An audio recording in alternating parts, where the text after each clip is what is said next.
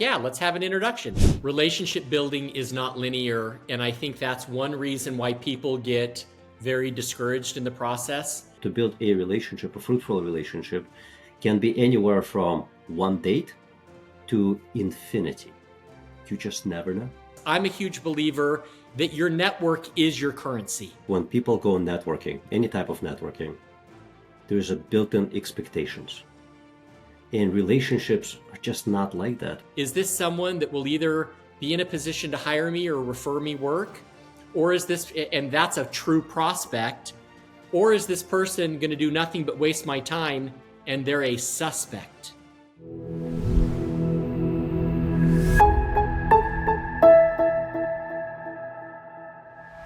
Welcome to Grow Law Firm Podcast. I have an amazing guest with me here today, Jonathan Fitzgarrald of Equinox Strategy Partners. It's an illustrious career. You started out more than 20 years ago as a director of communications for a law firm. 3 years later, I believe you became a director of marketing. Another 3 years ago, you kept on advancing through larger and larger law firms. You became a CMO. And then for some reason, in 2015, you decided to start your own thing. So moving from a cushy job at a very sizable law firm to hanging on your own shingle. Why did you decide? And I'm always curious about business owners. Why do they decide to move from a cushy career to working for what I consider myself to be one of the worst bosses ever? Because now you work for yourself. Yeah. It's usually madness. So why'd you decide to make this career change? So it's interesting that you ask, because at the point that I made it, before I get to why exactly I did it, you have to understand that at the firm, I had lots of resources available to me. The firm had a stellar reputation. I was guilty by association of that reputation, right? Whatever people thought of the firm and all the great work that it did, I benefited from that. So, Sasha, I can't tell you the number of close friends and confidants that I had who told me I was absolutely crazy for doing it. They said, Jonathan, you're leaving this amazing position that you've worked so hard to obtain for literally the hope that someone will hire you. And to be honest with you, and by the way, they were absolutely right. Most people would look at that situation and say, there's no way in hell I'm taking the risk. No way. This is the creme de la creme. I'm riding this baby out. Unfortunately, what I found, Sasha, was as the head of business development for a law firm, everything the firm touches has some connected dot to the marketing department. New clients, marketing. Client service, marketing. The way the firm's bills went out every single month had a marketing element. Literally everything pointed back to marketing. And what I ultimately found was I was spending more time on keeping the marketing trains running than on doing what I do best, and that's coaching and training lawyers on how to develop their practices. I wasn't interested in the day-to-day keeping the trains running on time. It has to be done, but I had a skill set that I think is much more unique than that, and I didn't want to spend my time on operations. I wanted to spend my time motivating lawyers and finding a way, an individual, unique way for each of them to springboard their practice. And that's not in cleaning up water spills and fixing hangnails. And so I knew that, hey, if I was going to continue in legal marketing, I had to sow my entrepreneurial roots and go out on my own and see once and for all this advice that I had been giving lawyers for 20 years, did it actually work?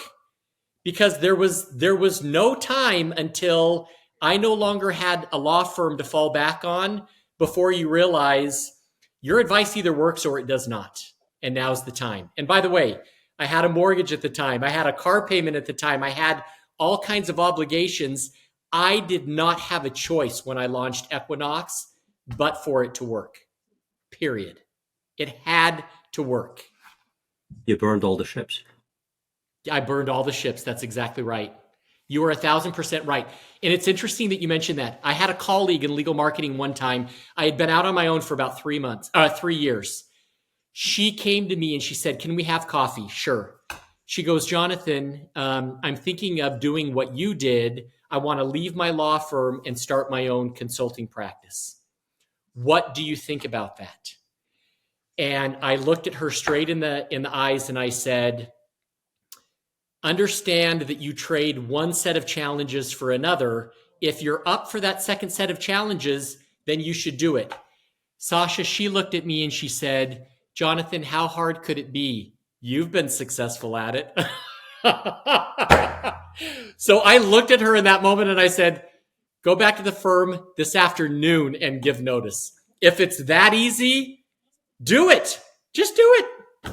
It's not easy, but if you prepare yourself," and I essentially had spent an entire career, Sasha, preparing for that moment where the rubber had to meet the pavement. It was either going to work or it wasn't. And I'm happy to report that I'm currently in my 10th year with Equinox Strategy Partners, and it's been more successful than I could have even imagined 10 years ago. Congratulations. It's very interesting. I know that most of the audience of this podcast are people who have been running their own law firms for quite some time. But it is worth mentioning that the switch from having a job to running your own business, it is a completely different set of challenges, as you mentioned, completely different. You stop being a lawyer, you start being a business owner, and it is night and day. Most people have the hardest time transitioning from practicing law to practicing business. And categorically, lawyers don't rate very high when it comes to the business acumen. I'm not saying that to be a hater. I'm just That's the truth. saying from a practice perspective, lawyers are great at practicing law. They're not great at running a business. So to your point, it's a very different skill set. And some people are up for it and they have it, and other people don't. They wish they did. They hope they do, but it's not their highest and best use. So glad that you brought up the words business acumen. The reason for that is in the context that most lawyers do not have a high degree of business acumen, that I once had to record a short video explaining what business acumen was because there were so many people who would be like, "What's this guy talking about?" It's not even on their radar, Sasha. It's And not. and I don't say that as a slam. It's not a It's not. critique of lawyers. Yeah. It's just not part of their skill set naturally. It For most can be, but professionals, it's not for everybody. for sure. For most professionals, it applies equally. The only difference between attorneys and most other professional categories is that attorneys, I think, believe have the highest concentration of self-employed folks. Something like 2/3 of 1.35 million lawyers in this country are self-employed. You have to have a certain degree of business acumen to succeed as a business owner. And again, it's a completely different game from actually being a lawyer at a law firm. So you make this transition, which kudos to you. I think it's great. If you have that entrepreneurial inkling within you, I advise everyone to become their own boss while putting a huge, huge warning onto this idea. The set of challenges that you will be faced will be completely different. And I have been a business owner operator all of my adult life since I was 22 years old. So now for 23, 24 years I'm going. And the number of sleepless nights I've had, it's just absolutely unbelievable. The stress level is absolutely unbelievable because I think most people, when they think about business ownership or entrepreneurship, owning your own law firm, they think about this organization where everyone reports to you and everybody's responsible to you, and you're going to have the freedom of time, the freedom of money. And usually nothing is further from the truth for a number of years, a number of sleepless nights. So when you made this transition and now you had to go out there and get your own business, what were the first few things that you have done to make sure that Equinox becomes an atypical success? I think feathering one's nest comes down to leveraging relationships that you've spent a career building. We all network. We all go to lunch and dinner and drinks with a bunch of different business related folks. And until you have to rely on those folks to keep the lights on, you don't really appreciate the depth of the relationship. And some of those relationships you will very quickly find are not that deep. So that's like the litmus test. It's one thing to say, hey, Sasha, you want to grab drinks tonight? And we go out and we have a great time. It's a whole nother dynamic where I say, Sasha, I've identified a need that your law firm has. Let me fulfill that and pay my rate. All of a sudden, you go from preaching to meddling like that. And so one of the things that I did, I knew leading up to my launch point that on this day I was going to quit and I was going to start Equinox. Okay. I knew that about a year to my launch point. I had prepared. In that time, towards the end of that year of preparation, I started to reach out to people in my network and started to have conversations like, do you have this need? What are you doing about this issue that we're all dealing with? What are you doing about that issue? And I kind of tested the waters ahead of time. I never made a formal, hey, will you hire me? But I started to test the waters to see where the need was and which professionals in my audience were a captive audience. And I could very quickly tell there could be a possibility with this firm. There could be a possibility with that firm. I thought there would be one with that one, but there definitely isn't right now. And so I would just make a list. And I've always been a master networker because I'm a huge believer that your network is your currency. You got your reputation and you got people that you know, and that's all you got, right? Everything else is fungible. So I started to take note as to who I think could utilize my services once I launched. And the second I launched, I would call up those individuals or I would send them an email and I would say, hey, I'm not sure if you saw the news or not, but I think it's time for us to have a very, very direct conversation. And I didn't beat around the bush. I didn't have the time or the energy or the luxury of beating around the bush. So I went to those individuals that I had kind of pre-vetted and I said, listen, I want to work with you. Here's where I think I can add value. Here's where I think there is a need. Let's figure out a way. And I'm happy to say from day one of launching Equinox, I was almost 100% at capacity. Almost. Now, that's very rare for entrepreneurs, and I understand that. But when we talk about preparation, I had prepared as best as I knew how. And from that time on, I've only added additional professionals to the platform in order to grow and in order to expand services. Otherwise, most of my clients today were clients 10 years ago when I launched, if you can believe it. I believe it. And law firms are not in the business of keeping people that don't add value on the payroll. They're the first ones, particularly in a down economic cycle, to say, hey, Jonathan, we'd love to keep you, but you're a consultant. Circle back with us in 18 months or whatever. That didn't happen. So you practiced and honed your skills over 13 years.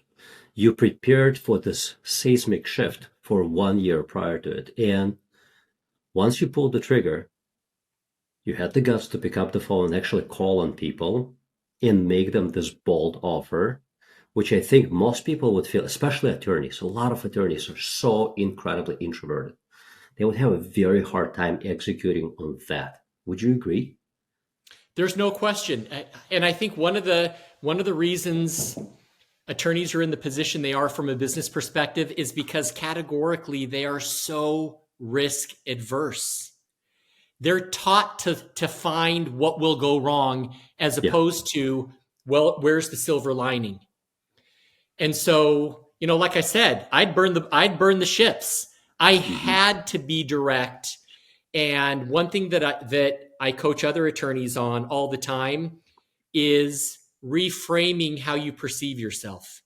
Although all of us to some extent are in a sales position, I don't think I'm a salesman.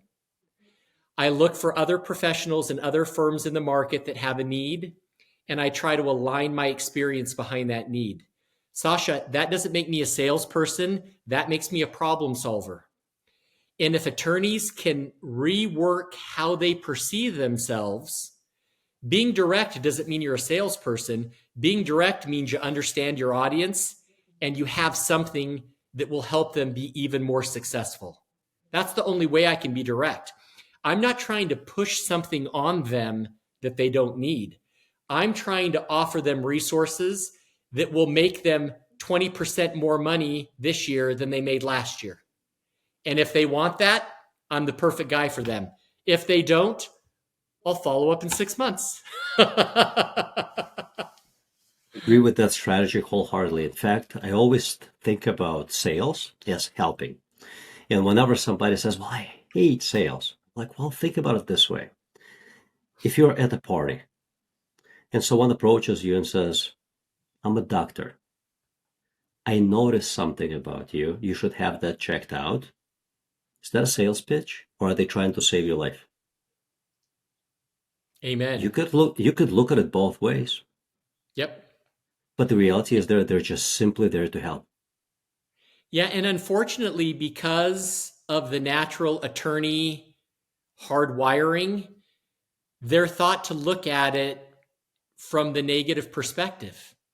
I want to add value. I want to be that guy that approaches the person and says, hey, I noticed you got a little bit of a limp. I can help you with that. Is that of interest to you? And they can decide. If they're like, hey, I'm perfectly fine with the limp. Yeah, it hurts a little bit, but no biggie.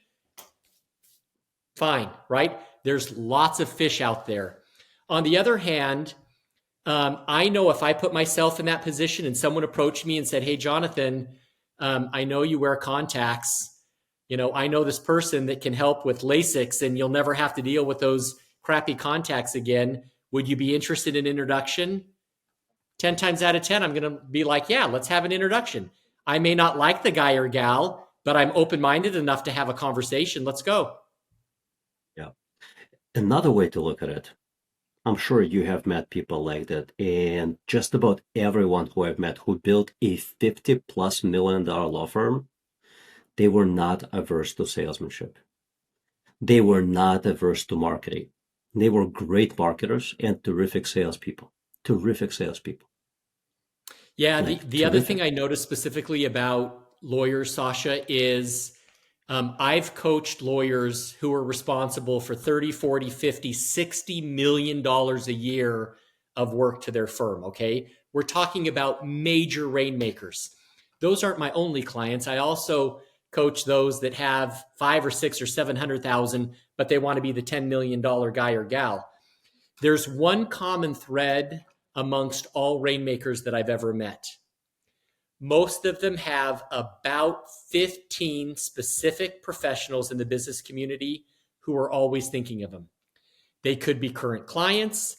They could be law school buddies. They could be referral sources, maybe a complimentary service provider, but there's no more than about 15.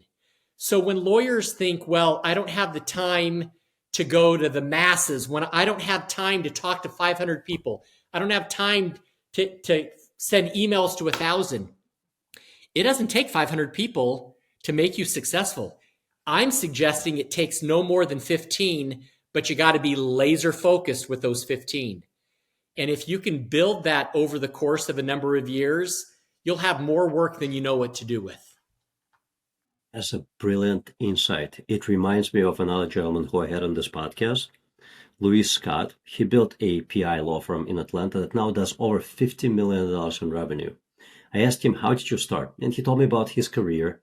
And he said, well, he worked for another firm. He thought he was going to make the partner. Things did not work out. So when he started his own PI firm, he said, the first thing that I did, started calling another lawyers who I knew, telling them that I now do this on my own. It would be great for him to be of service to some of their clients. He said, I drummed up 6 figures in new business within something like 6 to 8 weeks. He burned his ships. He had to do it. Here's the other thing that's crazy. If we're talking about sales from a statistic point of view, okay, we're talking about the averages here. Most sales happen, most engagements happen. Most of your prospects will say you're hired between 12 and 15 interactions with the service provider, okay? So for purposes of our conversation, let's say, Sasha, that you and I have an excellent lunch. I've identified a need that you have that I can fulfill.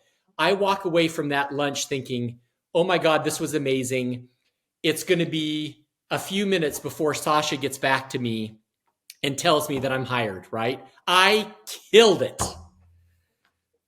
In those situations where everything goes great, only 50% of lawyers will ever follow up with the Sashas of the world. 50% statistically, okay? The 50% that will follow up, they'll only follow up a total of 2 times.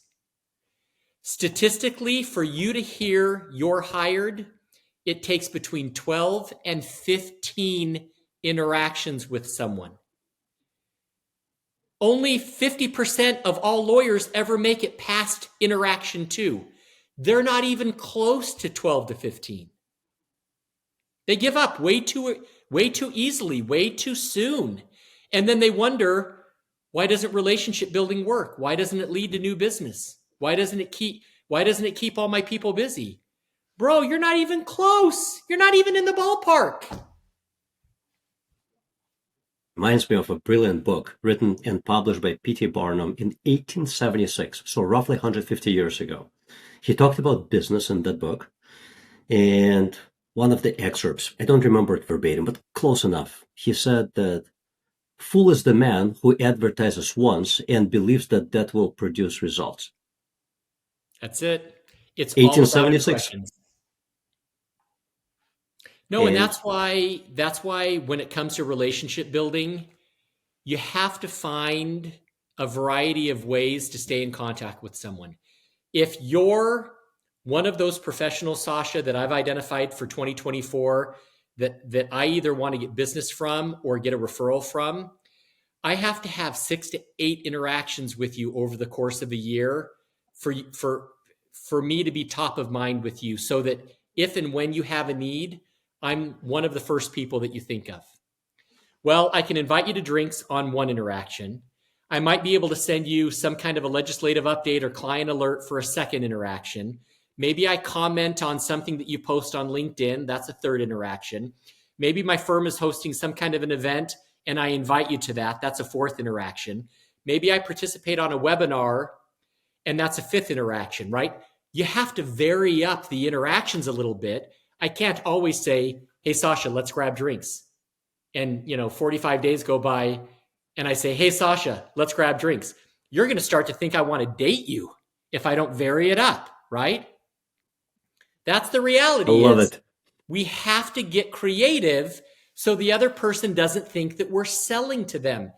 And sometimes, it takes a little noodling to understand what exactly can those interactions be.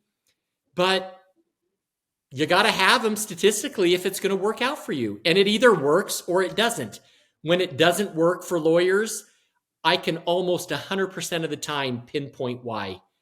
And it's usually because there's a lack of activity, and no activity leads to no engagement. If you don't have the level of engagement that you want today, 100% of the time you got to increase your activity level. And then all of a sudden it cures itself. It's crazy. I think there is another reason, and I think that is when people go networking, any type of networking, there is a built-in expectations. And relationships are just not like that. When you go out on a date, if you expect that other person to, forgive me, put out that very same night, the probability of striking out is exceptionally high. Well, it depends on the person. Depends on the person, certainly. I'm just kidding. Serious material.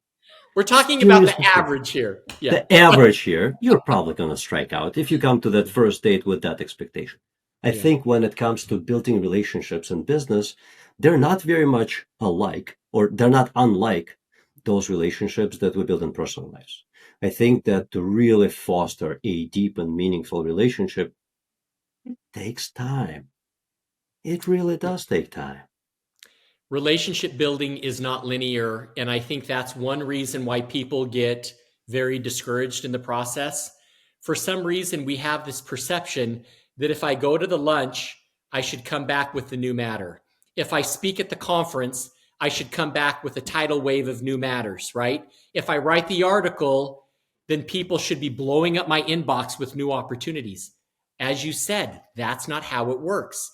Sometimes it takes 18, 24, 36 months of developing the relationship before that other person is willing to trust you. And it really comes down to trust, need and trust. If I have a need, am I going to trust you to solve my problem? I There's either am or also I'm not. there's also a natural cycle time between the time that they hired someone else to solve a similar problem for them, or between the time that they started referring out business to someone else like you, and until the time that they decide they no longer want to send their business that way. And that cycle can be of varying length, and you never know exactly how long it is. So I think that you should go in without expectations and just know that to build a relationship, a fruitful relationship, can be anywhere from one date to infinity. You just never know.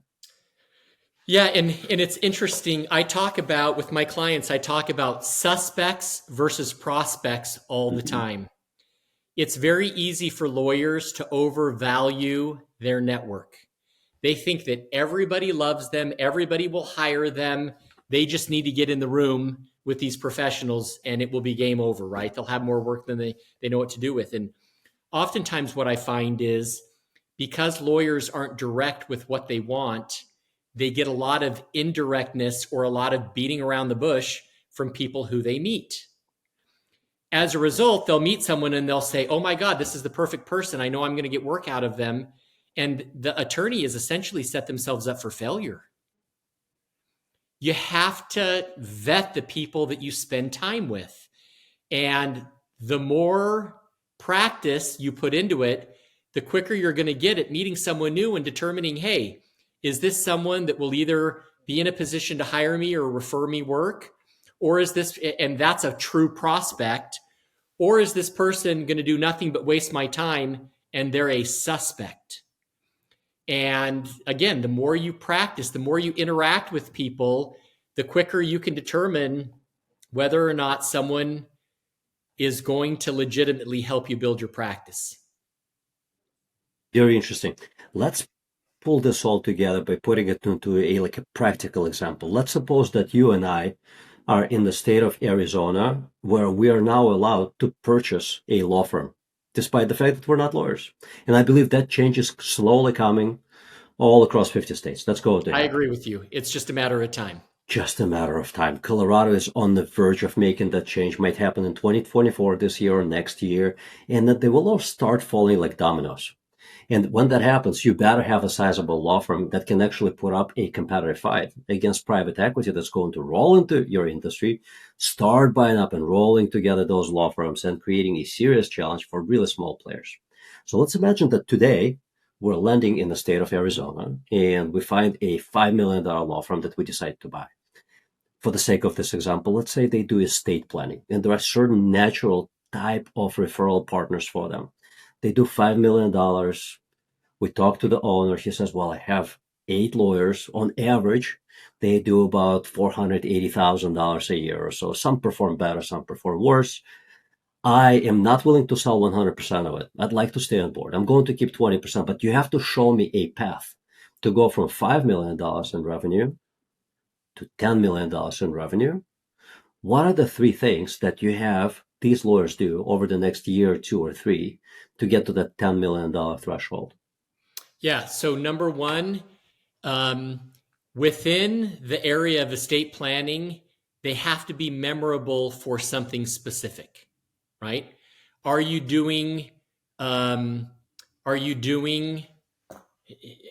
rephrase this. Estate planning is a big umbrella, right? It's a big practice. There's a number of things that you could do. From a marketing and relationship perspective, sometimes it's not enough just to be known as an estate planning attorney. There's a subset of estate planning that you could be the go-to person for, so that whenever someone is thinking about that type of matter, you immediately get a call because everyone is pointing to you. So recommendation number one to take it from 5 to 10 million is everyone within the law firm has to have a niche focus for marketing purposes. Okay, Solid. it's absolutely critical. Number two, once they have the niche focus, then you've got to participate in regular thought leadership to educate your market on the fact that you have that expertise. And that thought leadership should evolve around your personal preferences. If you like to speak, get on the speaking circuit. If you like to write, start authoring articles. If you like to network, identify some perfect networking groups where you can get some referrals from other professionals that also deal with the type of client that you want to go after.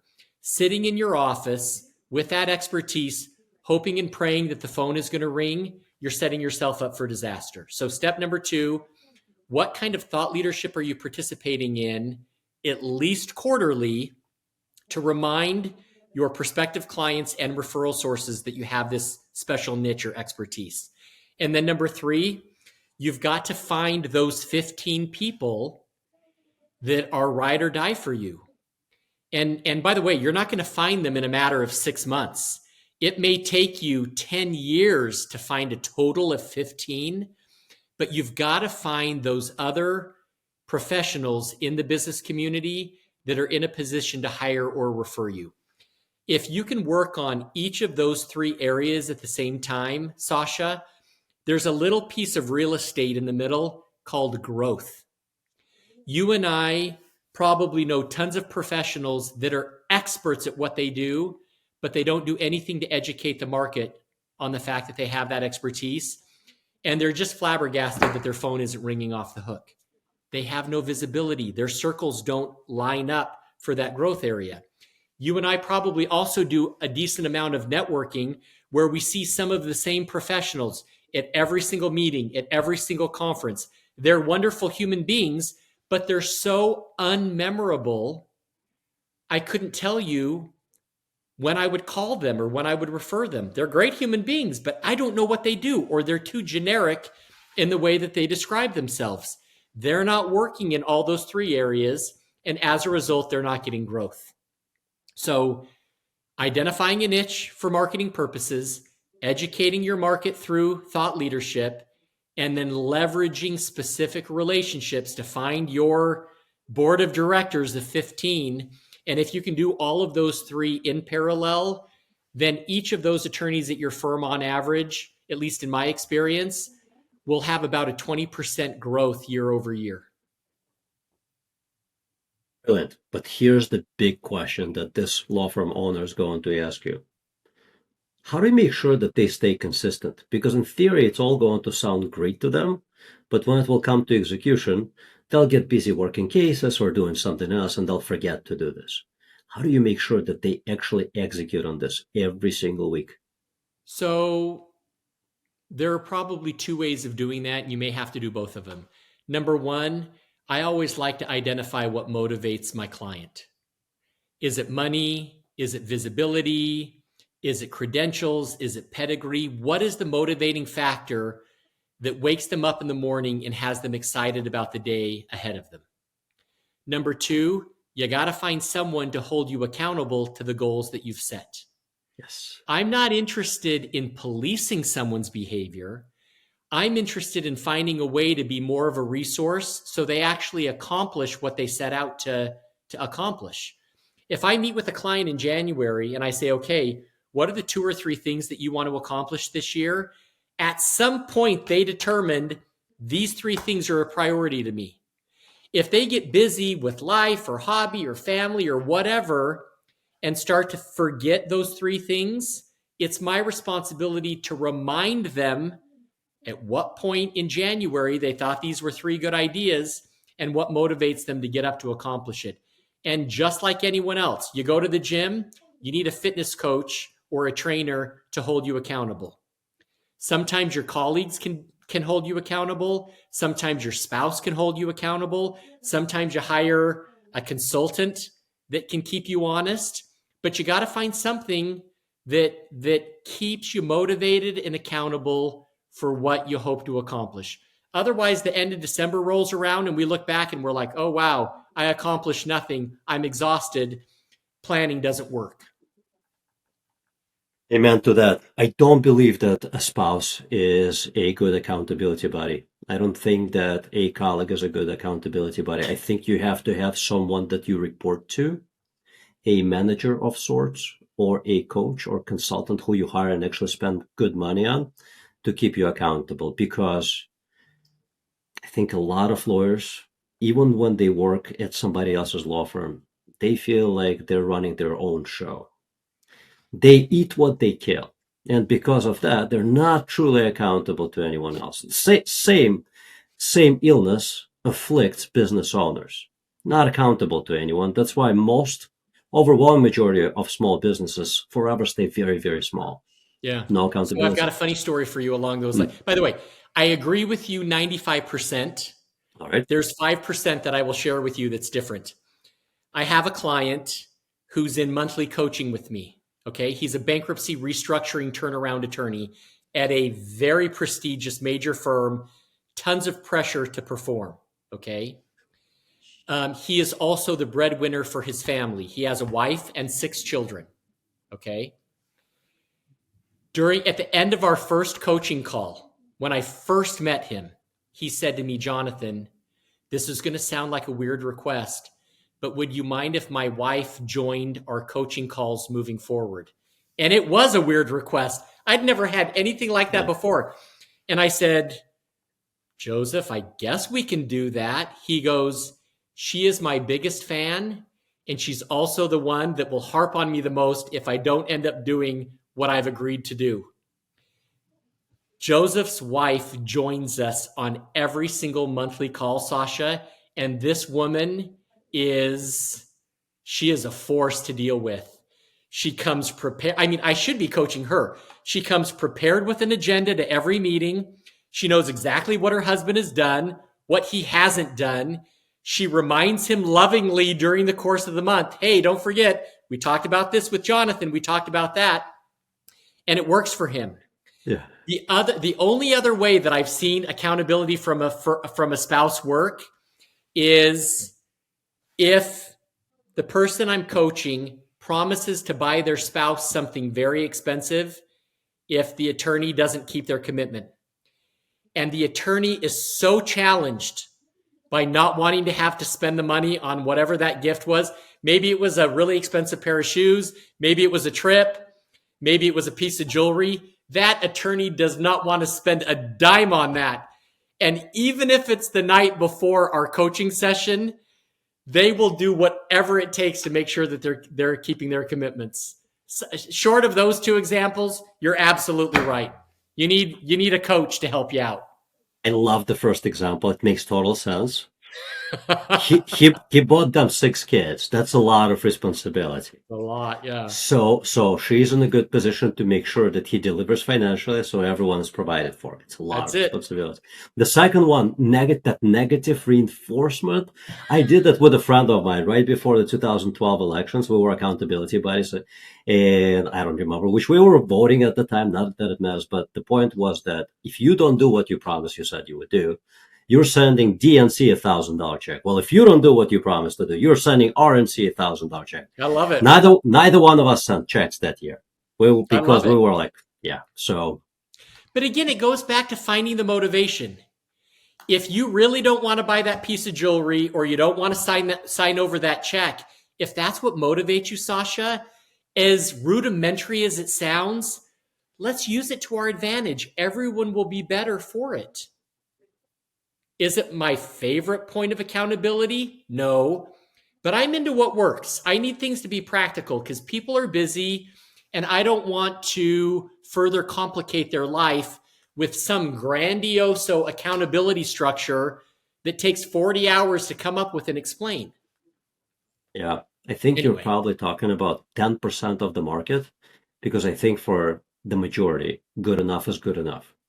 yeah, Level of ambition is fairly here, not up here. I think yeah, that's overwhelming majority is good enough. And that's why we're seeing lawyers who go through law school. Man, it's a lot of work. Big student loans. Average income nationally in 2022 was something like 134,000. that's for an I mean, attorney at a firm. If you're that's talking about a attorneys as median a everywhere. category, I Yeah, think it's like attorneys everywhere. $65,000, Sasha, a year. It's much lower than you would believe. It's all of these lawyers at the AmLaw 50 top law firms They're skewing that it are up. pulling down major seven figures that are skewing that average number up. Yeah. It's not a lot of money. I have met a few listeners of this podcast, and they're all very ambitious people to varying degrees, but they're all very ambitious people. Either they're executing on their ambition, or they're talking about executing on their ambition, or they're just talking about their ambition, but they're ambitious people. So I think it's for that 10%. Yeah, and ultimately, that's probably the ideal client, right? I don't want to babysit anybody. I don't want to make anyone feel bad for underperformance. I don't want to sit there and be their mom and nag them all the time. I want to identify those other professionals that absolutely want to kill it, and we look for creative solutions to kill it, not for excuses for lack of performance. Amen. Jonathan, if someone who listened to this or watched this, they want to connect with you, how would they find you? Yeah, my website, equinoxstrategy.com, is probably the easiest way. You can also connect with me on LinkedIn, Jonathan Fitzgarrald. And you can Google me and find the website and find LinkedIn and everything else. But yeah, that'd be great to connect. What are good 2, 3 questions that they should ask you out of the gate? Because I think a lot of people, they don't really know where to start when it comes to getting a coach, consultant, especially if they've never hired one. Yeah, so number one, relationship building is not a spectator sport. Attorneys can't delegate their relationship building to me or anybody else and have it be successful. So, kind of characteristic number one is they've got to be willing to roll up their sleeves and do part of the work that it's going to take to build their practice. Okay.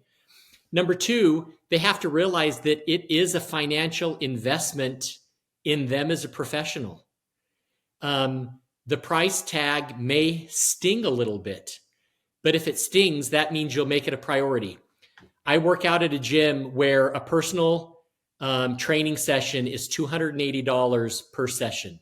Okay. Very expensive. Guess how many of those sessions I miss? 0. Now, I bitch and moan all the time that they're too expensive, but guess what? I continue to do it because I see the value. So, number one, people have to be collaborative and there's a willingness. Number two, they've got to be willing to invest in themselves. And number three, they have to have a growth mindset. They're not wanting to grow because someone else has told them that they need to do it. They're not wanting to grow because they've got a firm pressuring them to do it. Otherwise, they're out in 6 months.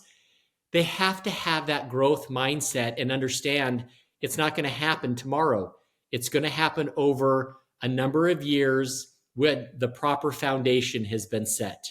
And I think if I can find, my target audience shares those three characteristics. If they have those three, then there's definitely an opportunity to have a further conversation. Those are great self-qualifying criteria. Jonathan, thank you so much. This was a great podcast, amazing wealth of information. I appreciate it. Thanks for having me.